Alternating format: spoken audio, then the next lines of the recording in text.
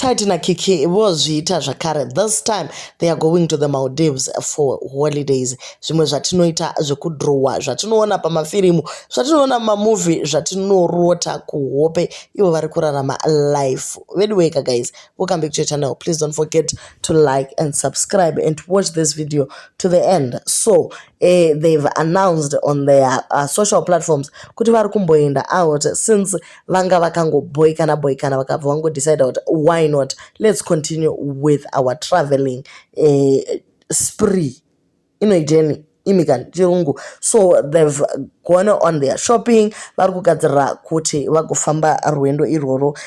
Penelope what iye uri kuendawo kumaldives at the same time to meet you there. Enjoy. To all the people that want to go there, it's visa free. Hande tinosangana nemaselebu edu ikoko ku Maldives. Vamwe vari kuti vedweka isusu at 40 we are only flying muzviroto. Life isn't fair. Travel safe.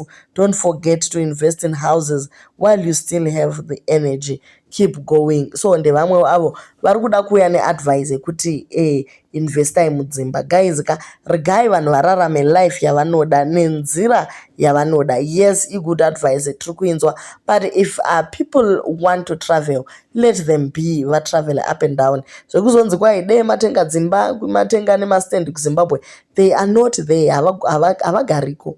Hapana need yekuti uvake imba woisa marodha kana kuti woisa bamunini wako vanenge vachivesera moto mumba mako chaimo iwe usimo, hazvina kana basa. So let them be. Vari kupisa zvekuti vachapera guys, ritongori drama. Vari kupisa zvaendwa.